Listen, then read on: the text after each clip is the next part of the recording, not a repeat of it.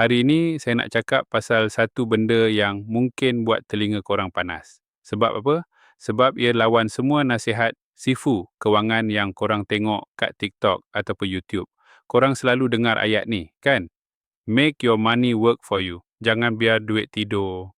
Kalau duit duduk dalam bank, inflasi makan, kena labur, kena pusing, kena compound. Duit kena sentiasa bergerak macam enjin turbo.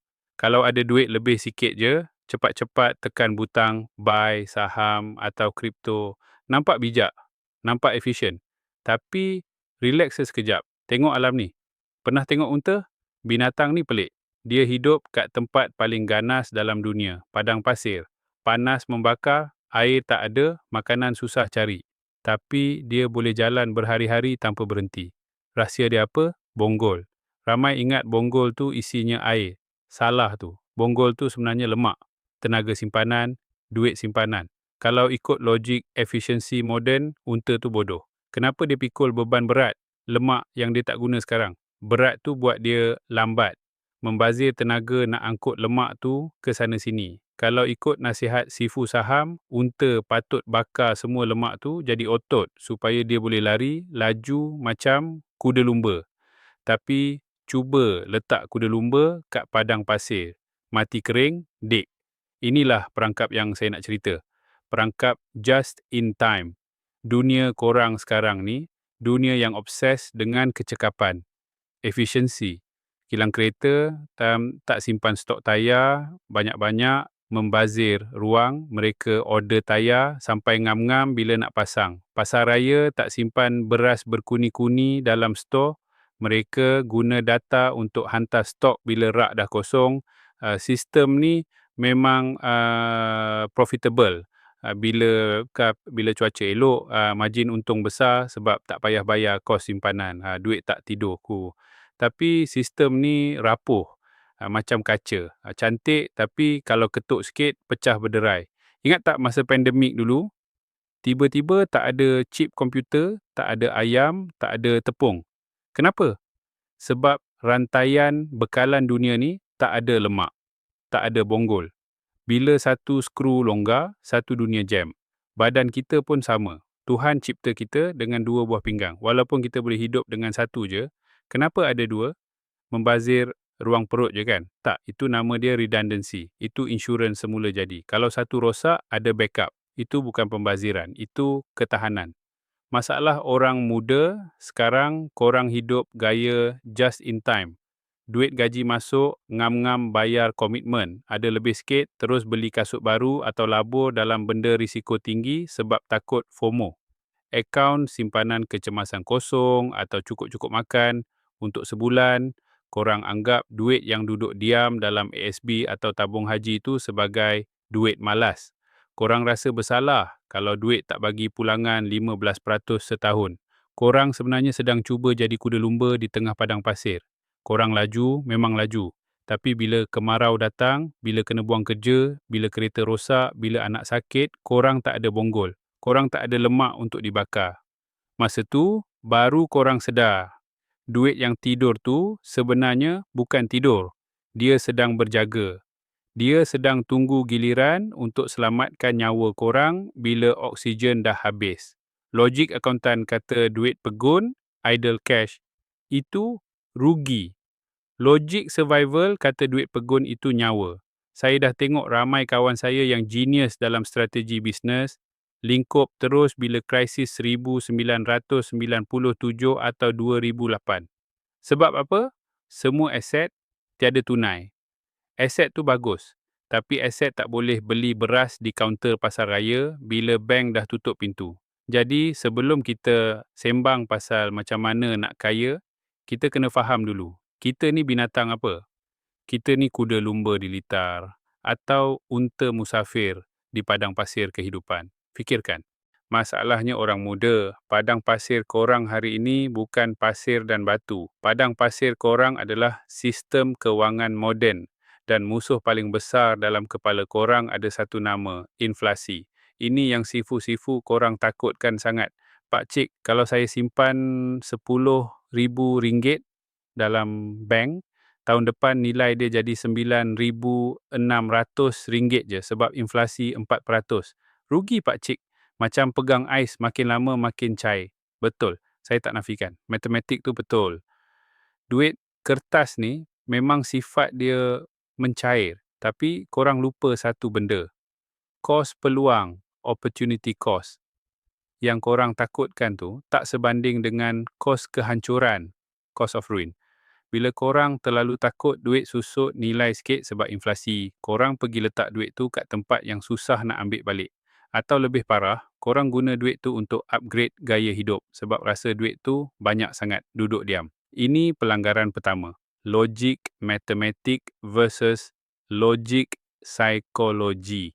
Bila ada duit lebih sikit je, nafsu serakah, korang mula berbisik. Korang tengok kawan pejabat tukar Honda City baru, korang tengok member kat Instagram bercuti di Seoul, hati jadi panas. Korang pun cakap, aku ada buffer sikit ni, bolehlah buat down payment kereta, nanti gaji bulan depan cover balik. Tak, korang baru je hiris bonggol untuk korang sendiri. Korang ambil lemak yang patut selamatkan nyawa tu, korang buat jadi hiasan keadaan batin kat badan. Lepas tu, apa jadi? Alam ni ada satu hukum yang orang tua panggil malang tak berbau. Orang putih panggil Murphy's Law. Benda buruk akan jadi pada masa yang paling tak sesuai. Masa korang baru je swipe kad kredit untuk iPhone baru, masa itulah gearbox kereta meletup. Masa itulah syarikat umumkan VSS, Voluntary Separation Scheme atau downsizing. Masa ni baru korang rasa bahang padang pasir yang sebenar. Bila duit tunai tak ada di tangan, apa yang berlaku pada badan korang? Kita cakap pasal biologi sikit. Otak korang masuk mode fight or flight. Badan korang pam hormon kortisol, hormon stres, jantung laju, tidur tak lena, baran tak tentu pasal. Ini bukan main-main. Stres kewangan ni boleh jadi punca penyakit jantung, darah tinggi, malah penceraian. Korang tahu tak, keputusan yang dibuat dalam keadaan stres selalunya keputusan yang bodoh. Bila korang terdesak nak pakai duit sekarang dan duit korang terikat dalam saham, korang terpaksa jual saham tu walaupun harga tengah jatuh merudum. Korang realisasikan kerugian atau lebih teruk, korang mula meminjam. Mula-mula pinjam kawan. Bro, pinjam 500, gaji, masuk, aku bayar. Sekali dua, kawan bagi. Masuk kali ketiga, kawan pun lari. Muka korang yang dulu ada maruah, sekarang dah jadi tebal macam tembok tapi hati nipis macam tisu. Lepas kawan lari, korang cari bank, personal loan, interest tinggi, tak peduli, janji dapat cash. Lepas bank reject sebab komitmen tinggi, korang cari siapa? Long. Atau buy now pay later yang berlambak-lambak tu. Nampak tak putaran dia? Bermula dari sekadar tak nak rugi dimakan inflasi, korang berakhir dengan rugi segala-galanya, maruah, kesihatan dan masa depan. Dalam insurans kami panggil ni risk of ruin. Risiko bankrupt terus. Korang sibuk nak optimumkan pulangan 5% atau 6%, sampai korang lupa nak tutup lubang yang boleh buat korang rugi 100%. Ibarat orang naik kapal laut. Dia sibuk nak hias kabin bagi cantik, tukar langsir, pasang aircon dan tapi dia lupa nak pastikan pelampung keselamatan cukup. Bila kapal langgar batu karang ke, dia langsir cantik tu tak boleh tolong dia terapung. Orang muda, zaman nenek moyang kita, mereka simpan emas, simpan padi dalam kepuk. Padi tu mungkin dimakan bubuk sikit-sikit. Emas tu mungkin tak beranak. Tapi bila kemarau panjang, kepuk padi itulah beza antara hidup dan mati. Jangan sombong dengan matematik moden sampai lupa hukum alam. Duit tunai di tangan, cash on hand, bukan sekadar nombor. Ya, ia adalah kebebasan. Ia adalah maruah. Ia adalah ubat penenang paling mujarab yang tak perlu preskripsi doktor. Tanpa bonggol, unta mati. Tanpa tunai, maruah mati. Tarik nafas. Hembus. Orang muda, jangan risau. Saya takkan suruh korang kerja 3 kerja atau buat Grab lepas balik office semata-mata nak simpan duit. Itu hustle culture. Itu jalan ke hospital, bukan jalan kebebasan. Kita nak bina ketahanan, bukan cari penyakit. Macam mana seekor unta bina bonggol dia? Adakah dia makan seekor lembu sekaligus? Tak. Dia makan sikit-sikit, rumput demi rumput setiap hari, konsisten. Lama-lama bonggol tu naik sendiri. Jadi, macam mana nak mula? Lupakan nasihat simpan 6 bulan gaji buat masa ni. Itu angka yang besar. Korang dengar pun dah rasa nak muntah kan? Rasa mustahil. Kita pecahkan kepada 3 langkah orang kampung. Langkah pertama, cipta cukai masa depan. Korang bayar cukai pendapatan, korang bayar bil elektrik, korang bayar Netflix, korang bayar semua orang lain dulu, tapi bila giliran diri sendiri, korang bagi sisa. Kalau ada lebih, baru simpan. Salah tu, terbalik. Mulai bulan depan, sebaik saja gaji masuk, potong 10% atau 20%. Anggap duit tu hilang. Anggap bos korang potong gaji. Anggap itu cukai wajib. Setting auto debit. Jangan percaya disiplin diri. Manusia ni lemah. Nafsu ni licik. Biar robot yang buat kerja. Transfer terus ke tempat yang boring. Langkah kedua, cari tempayan yang betul. Duit bonggol ni tak boleh duduk dalam akaun gaji, current savings account. Bercampur dengan duit beli top-up, duit bayar tol, nanti terpakai. Duit ni juga tak boleh duduk dalam fixed deposit yang kaku sangat atau saham yang melompat-lompat. Cari tempat yang saya panggil kolam tenang. Syarat dia 2 je.